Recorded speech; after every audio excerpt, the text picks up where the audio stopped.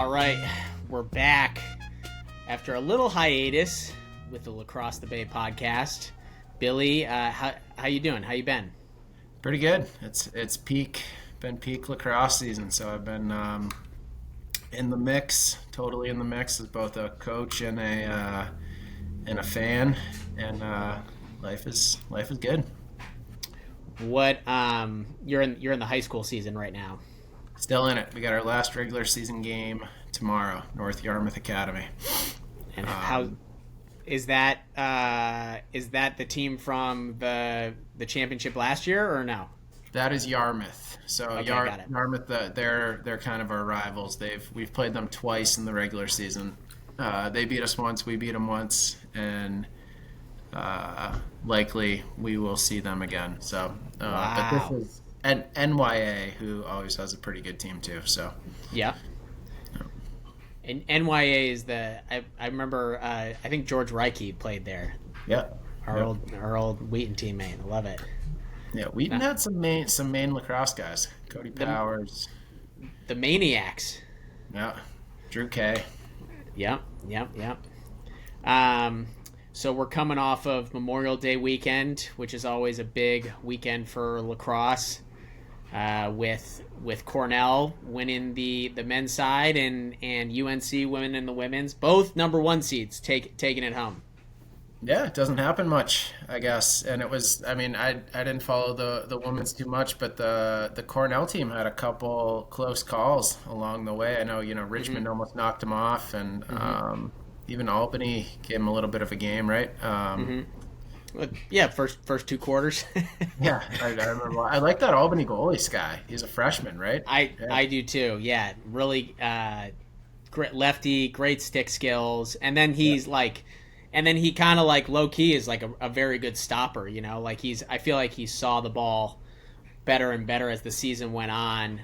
And then he just has these incredible stick skills. So it's like, if a guy like that is stopping the ball all the time, then you're in really good shape. Yeah, and he's only a freshman. He like kind of looked good against Cornell, so he might be a stud, that kid. Hope so. Hope we got ourselves a franchise player there in Albany.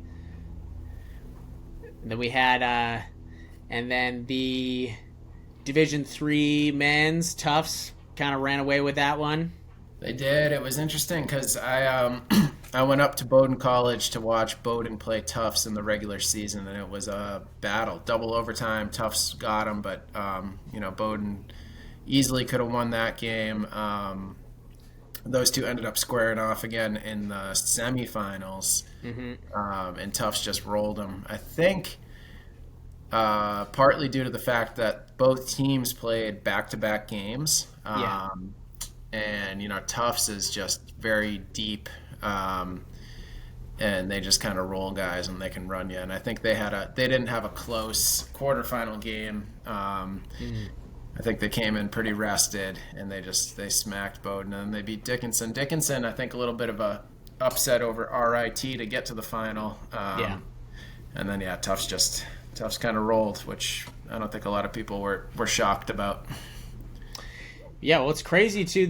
And then the Tufts women's team was in the championship for Division III, and what was the other team? And University of Tampa men were lost in the championship, but then University of Women Tampa, I think, won the Division II championship. Yep, you're right. And that would crazy. have been that men's game was a wild one. That would have been the first D2 championship for Tampa. Their coach, JB Clark, used to be the head coach at Limestone, so he's won a few D2 championships. And man, that was actually the only game I didn't watch, but I saw the highlights, and there was like 10 seconds left in the game. It was tied, and I think there was a scrum in front of Adelphi's net. Tampa scooped it up. Their coach called a timeout, and the kid shot it and scored. So had he not called the timeout, Tampa likely would have won it, which is just wild because you can see, the coaches thinking, all right, we got the ball, call a timeout, draw something up, and this kid I don't know where he was, maybe 12 yards out, just turned and ripped and it went in. Yeah, the goalie was like out of the net too. It was like Yeah. it's crazy. That was one of the wilder timeout situations I've ever seen. I've had that, like I can remember one where I called a timeout and a kid scored, and it was kind of a crucial moment when I was coaching at Hebron. It's tough because sometimes it's like you see a guy about to get stripped, and you're like, timeout, timeout, and he gets by him and makes a pass, and somebody's open. So it's one of those crazy scenarios as a coach that guy JB Clark just went through. I it's something that I struggle with sometimes with the role of being a coach and how much you can influence a game and how much you just kind of have to let it go.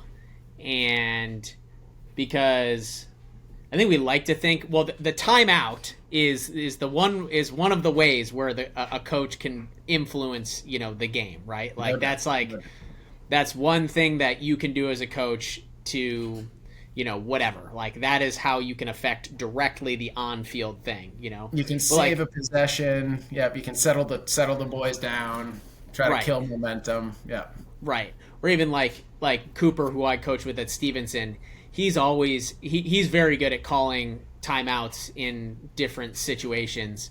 But it's all right. As players, as former players, you can't impact the game on the field as a player. So as a coach, it's like, all right, the timeout is really the one thing. Other than that, right? You yell, you make adjustments and things like that. But at the end of the day, it's hard to figure out, okay, and it's everybody's style, but how much or little do I try and impact what's happening on the field during the game, right? Yeah, I mean, you can do a little bit, I think, but more so, I think it's really the preparation and where you've got your team to beforehand. Right. Right. Yeah, that's what I remember. Our old teammate Drew Schaefer would tell us about. Do you remember the old Loomis coach Grimm? Yeah. Oh yeah, legend. And he would, I guess his thing was, and I remember seeing this firsthand. Like he wouldn't say anything on game day. Like there would be whenever there was a huddle or something like that.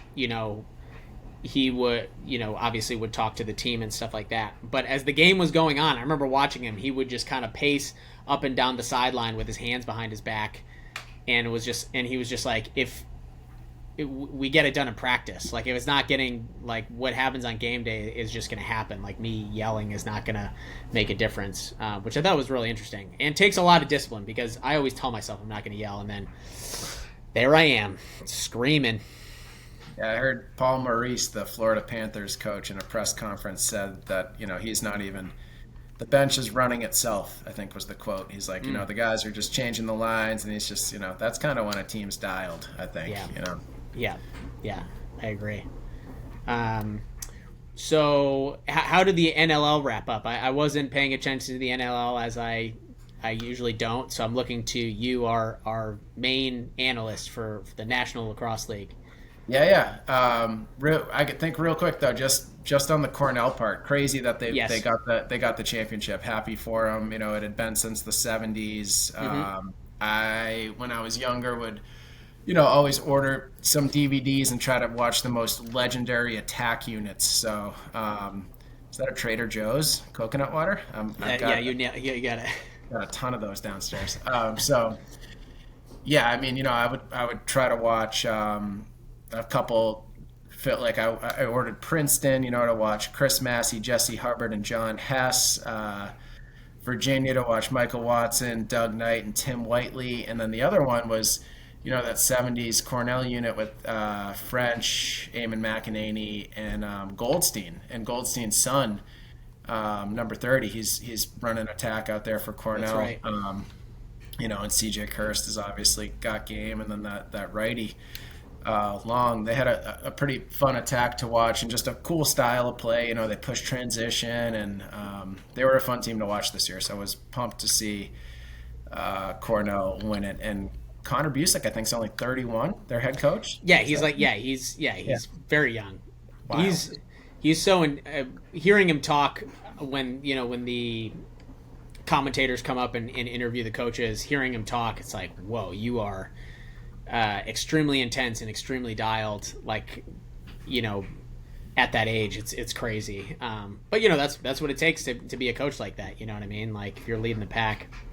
It was cool to see too, CJ Kirst, right, to work on finalists, like the best player in the country. 2 games leading up to it, I think he had like 1 or 2 points, like, just a handful of points, and then didn't really produce in the first quarter. It's kind of tight, and then he just opens up and just, I think he finished with 5 goals in the national championship, and it's just, I think it was cool to see him finish that season that way, where he's been that guy, and to really cement himself as that dude was cool to see. So yeah, it was a great championship. I was rooting for Cornell after my Danes lost, so congrats to them. No doubt. The Bandits got it again, three-peat in the NLL. Whoa, three-peat, which is wild. I think I want to say Rochester did it a few years back, but obviously pretty rare. They've just got such a squad, and I think something to it, when you've got guys that have done it before, and you've got veterans that are just kind of used to winning. Sort of sticks in the culture there. And their head coach John Tavares is a kind of all-time legend too. That's won it. Coaching, playing. He's won NLL championships as a coach and a player, Man Cups as a coach and a player. So yeah, they got it done again. It went 3 games, so it's best of 3. So Saskatchewan did get a win. I think they won it. Saskatchewan won their home game. Both teams have just insane crowds. So the games were just packed. Like Buffalo particularly, they call it Bandit Land. They just have absolutely insane fans. So it was cool for them to win it at home in front of just an insane crowd. So yeah, that team's just locked and loaded, and it's kind of onto summer lacrosse now. I think the Man Cup's going to be out west this year. I always kind of follow that, especially once we get to September and that final's on. Right. Six Nations Chiefs are kind of the team to beat. They've got Lyle, Cody Jameson, Randy Stotts. They've got Dane Smith and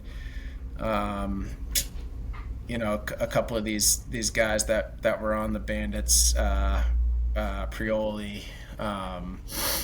So yeah, it's that summer lacrosse is underway, and that's always fun to tune into and catch a little bit too. Yep. Yeah, and we also got the PLL which kicked off. I didn't catch any of the games, but I saw some of the highlights. And yeah, I think the PLL is cool how they they dovetail it right off of championship weekend. Guess I'm trying to get myself excited about the PLL season.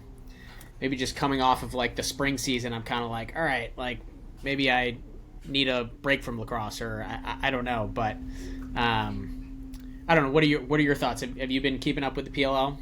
I haven't. I definitely love watching it, and some summers I've been all in. And I'm sure I'll tune into some games, but I think I'm just under the gun a little bit with the coaching and the rest of it. So I haven't caught any yet. But like you, I saw the highlights, and probably going to be a pretty epic season, as it always has been. I think at the end of the day, it's the best lacrosse players kind of playing against each other. So it's just high level stuff. It's always good to watch.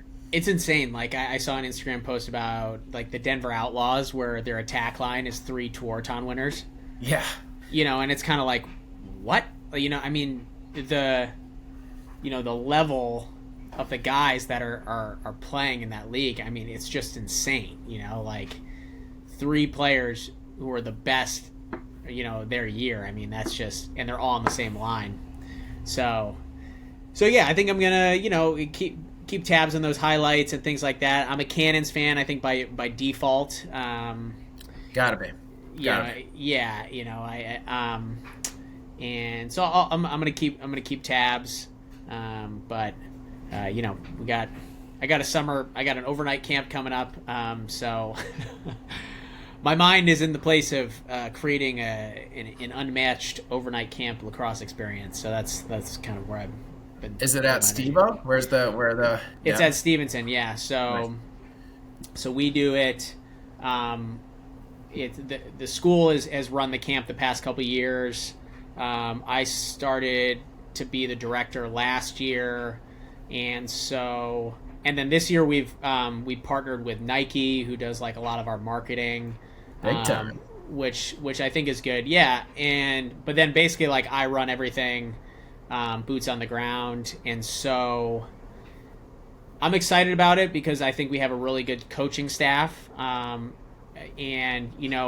some camps. So right, we both did the Top Gun summer camp, which was legendary. Yeah. And one thing that they always had like big name players that would come through, and we don't necessarily have that at the camp, at least this year. It's something to think about in future for future years, but I do feel really good about the coaches that we have, and so just when kids come, just like having just like a really good experience, and sometimes too, right? The pro guys, like they're gonna show up and they're gonna do a really they're gonna create a lot of buzz, but they're also not necessarily gonna be like wanting to like coach every single session, right? So kind of managing that, and so we've got a really good staff, and I've been thinking of things to like, like in the evenings, maybe doing like stick stringing 101, or I think the overnight camp experience, I think, is something that was something that really cemented my love for the game when I did it. So I'm just trying to kind of reproduce that for kids. So Man, Justin Walker was so good at that. He would get, somebody every night kind of to go up there and talk about whatever their story, or, just kind of like, mm-hmm. I don't know. He just had such a good way of running that stuff. It was incredible. And I remember we talked a little bit about this last year, and I wanted to talk to him about it, and we weren't able to connect, but I was like going through old forums online, like talking about like the Top Gun lacrosse overnight camp, and basically like, because I could kind of remember what we did, but it was basically like you just played games. Like they drafted a bunch of teams, and then everybody just played games, and that's what the whole camp was. Like you played 3 games a day. Yeah, you practiced with your team like a little bit. Yeah, there was a little bit. Yeah, like there was a draft. You would have some practices, but like, and then there was an optional like positional session where you could go and like do position work with one of the coaches, and then they had the coaches, like the coaches game where the coaches played against each other, and the team that won got to go out to like the one bar in town, and then the other coaches that lost had to stay and do dorm duty. Epic. Which is hilarious, and which is why it like got heated. I remember like I was telling this story to somebody recently where Eric Krieger, I think was his name. He was the Middlebury goalie. Yeah. He won like 3 national championships or something. Yeah, like and black hair. Yeah. Yeah, and he was in the net, and one of the guest coaches was one of these guys from Maryland, and I remember this guy just bearing down like time and time after again, trying to just like bury these shots, and Krieger was just sitting there just like boop, like just making all these saves, and I think he ended up yeah, he ended up winning it for him, but it was just like it was cool to see like all these guys from different schools kind of facing off against each other, and you see this Maryland guy, who's obviously a great player, but then he's trying to score on this Division III goalie who's a great player too. You three guys just want the bar more, and that's why we. Listen.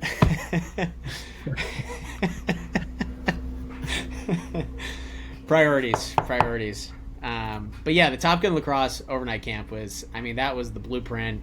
Had some really great swag. I don't know if there's anything else you can remember that made that a really awesome experience, but yeah, I think you had like counselors always kind of like give away like one thing, so you were like you had like a Penn State like helmet, or like gloves from Salisbury, or like a shooting shirt from wherever, Team Canada or whatever. And he just, I think just the characters kind of he brought together, like they were having fun too, Oh my God. Yeah. So. Oh my God. Yeah. The characters that reminds me. My coach, my second year, I forget this guy's name, but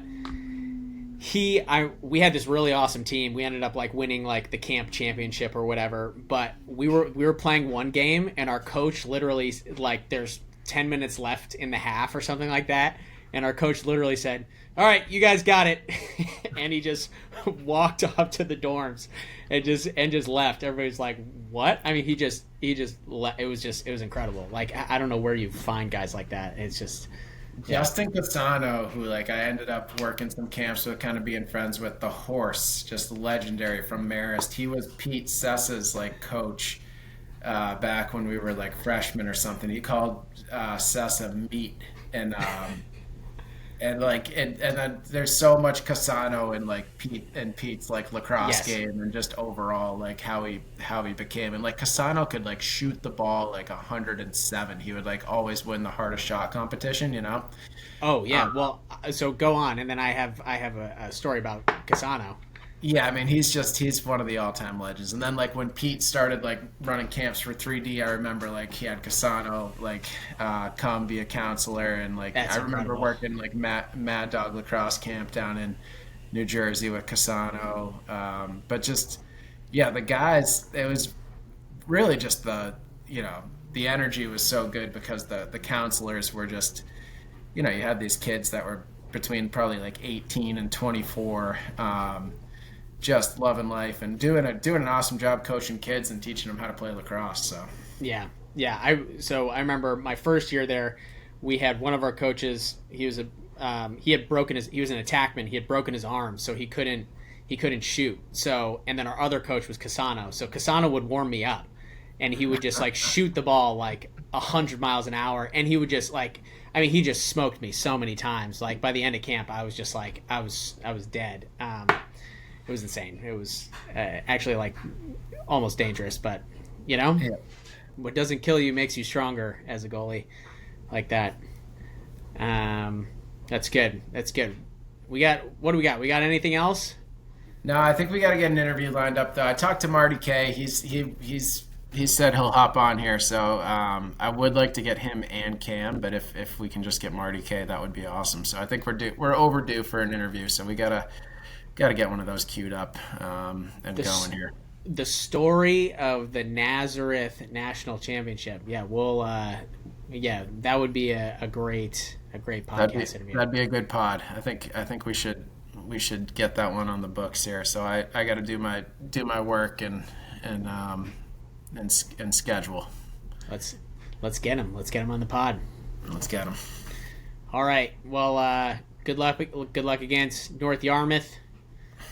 Go NYA. NYA. We can't overlook them. They're always a good team. They're like a small private school, but they've got like PGs. They got a good hockey team, and they kind of they've always got a good squad. So I hope the boys come ready to roll tomorrow. And does this game have implications for the playoffs in terms of seeding or anything? I think we're finishing 1 or 2 no matter what. So we're gonna have a first round bye. But definitely need to play a good game and kind of head into the playoffs on the right foot. So it's important. Yeah, you want to be playing your best lacrosse at the end of the season. Yep. All right. Well, good luck, and we'll hopefully the next time we're back on here, we've got a guest here. See everybody. All right.